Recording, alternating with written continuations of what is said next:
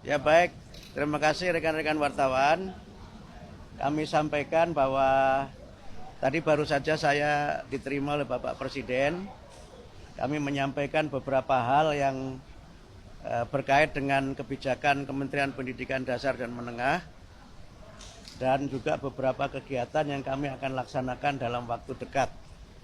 Yang pertama, kami akan menyelenggarakan puncak peringatan Hari Guru Nasional 2024 yang insya Allah diselenggarakan tanggal 28 November jam 3 sampai jam 5 di Velodrome Rawamangun. Dan kami tadi menyampaikan kesediaan Bapak Presiden untuk dapat membuka dan memberikan pengarahan dalam acara puncak Hari Guru Nasional 2024 dengan tema Guru Hebat Indonesia Kuat. Yang dalam acara tersebut nanti akan disampaikan peningkatan kesejahteraan guru non-ASN sebesar 2 juta rupiah dan peningkatan untuk gaji guru ASN sebesar gaji pokok yang mereka miliki. Nanti akan disampaikan pada saat puncak peringatan Hari Guru. Kemudian yang kedua, kami menyampaikan terkait dengan beberapa yang menjadi kebijakan kami untuk pembelajaran coding sebagai ekstrakurikuler, sebagai kurikulum atau mata pelajaran pilihan di sekolah.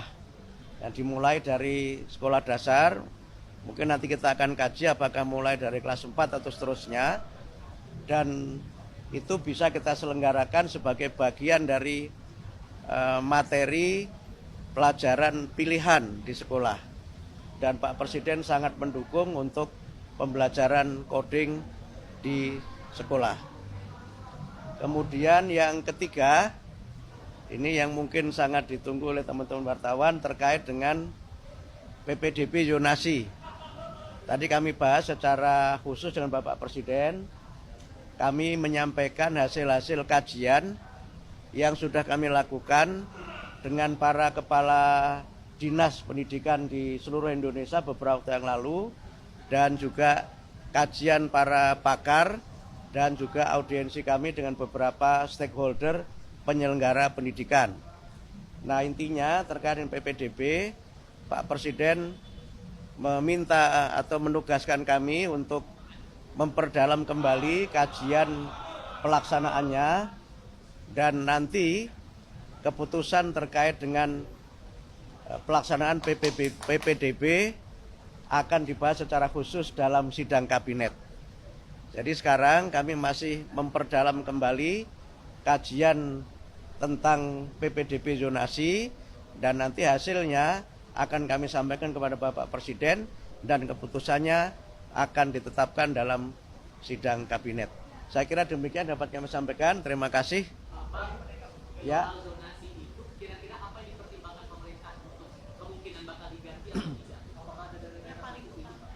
Jadi begini, zonasi itu kan filosofinya ada 4 ya.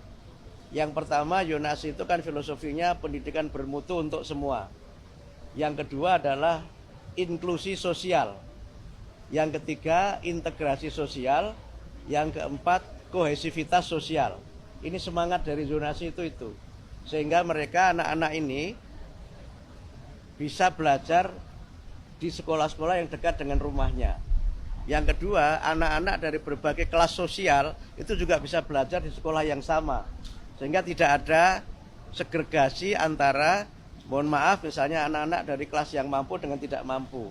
Atau saya sering gunakan bahasa, tidak ada segregasi antara yang elit dengan yang alit. Karena itu ada inklusi sosial di situ. Karena zonasi itu kan pakai empat kriteria. Yang pertama domisili, tempat tinggal.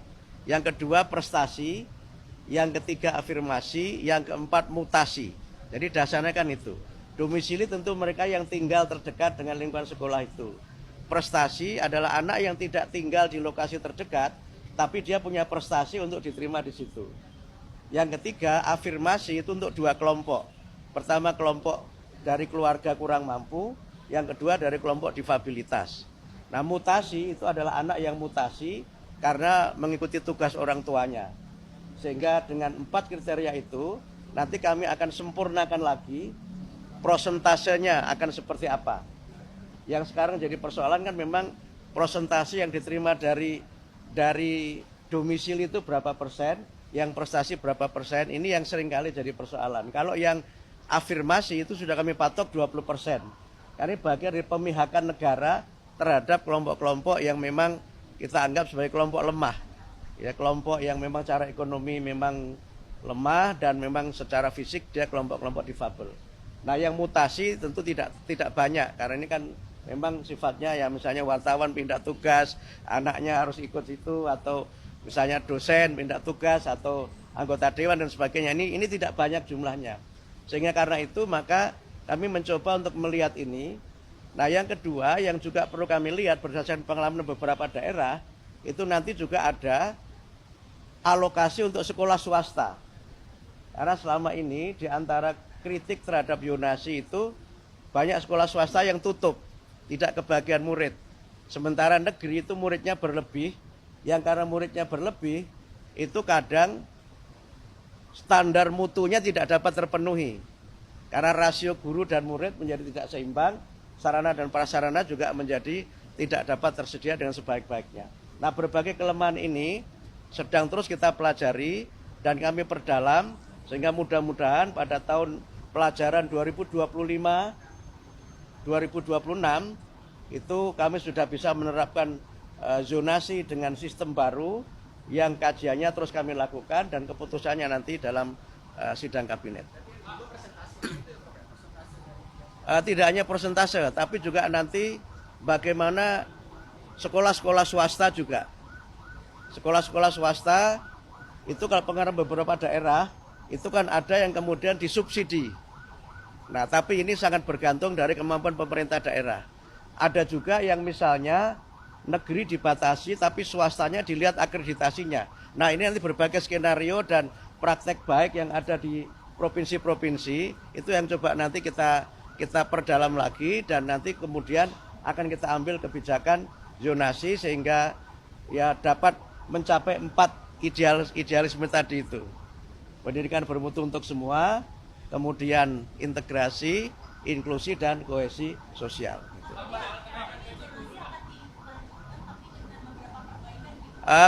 Menunggu sidang. Kami belum bisa mengambil keputusan karena keputusan nanti tidak ada pada kami tapi pada sidang kabinet dipimpin Pak Presiden.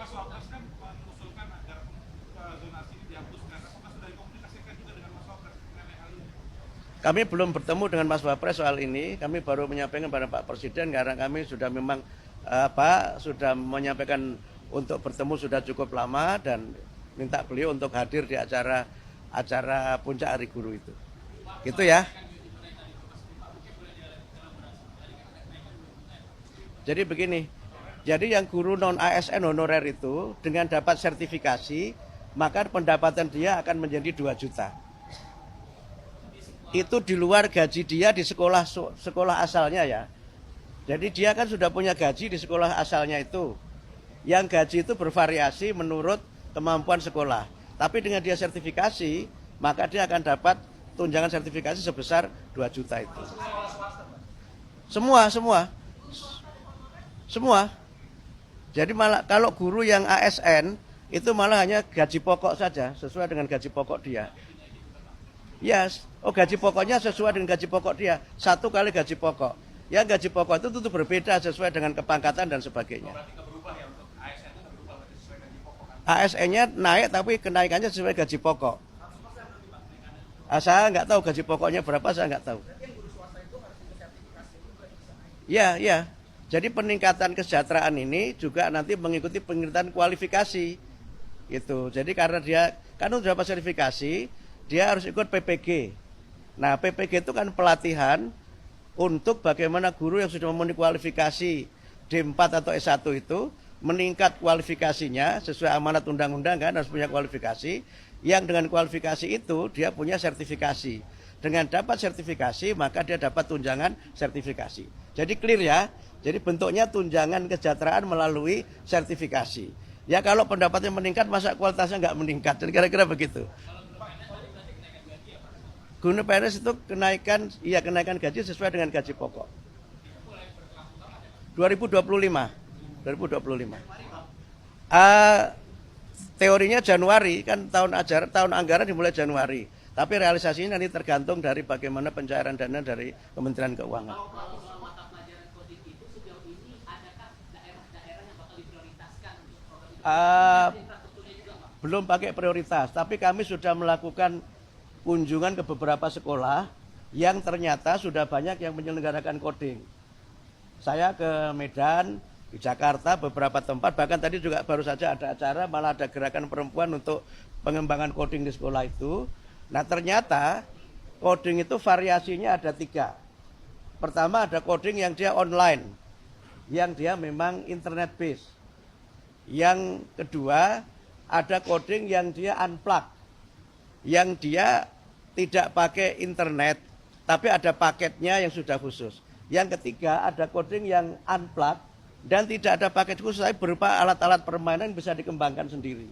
Sehingga dengan variasi ini kami melihat di lapangan prakteknya coding itu diselenggarakan dalam 2 mata pelajaran.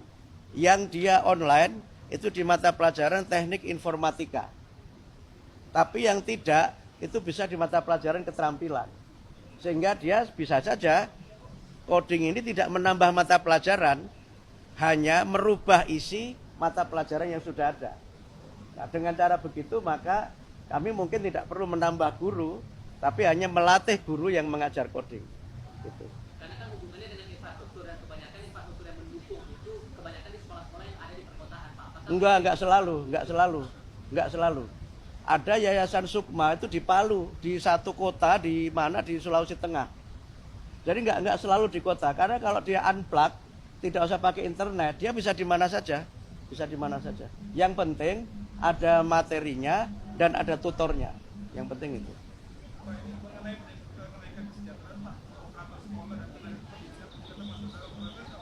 Itu belum yang termasuk yang nanti, tapi kami usulkan itu untuk mudah-mudahan bisa diakomodir dari usulan kami untuk peningkatan tambahan anggaran di kementerian. Tapi yang sekarang disetujui DPR, yang sudah diketok beberapa waktu yang lalu, itu belum termasuk itu. Tapi termasuk kami usulkan untuk tambahan anggaran yang mudah-mudahan nanti bisa disetujui oleh DPR. Belum. Yang di Kemenak belum. Kami sudah ketemu dengan Menteri Agama, tetapi untuk yang Kemenak itu belum, karena belum masuk kuota di tahun 2025 ini. Jadi yang 606 guru itu semuanya guru yang mengajar di sekolah. Yang untuk Kemenak nanti kami hitung lagi dan kami matangkan lagi, karena ini menyangkut skema anggaran lintas kementerian. Gitu ya. Terima kasih ya. Terima kasih.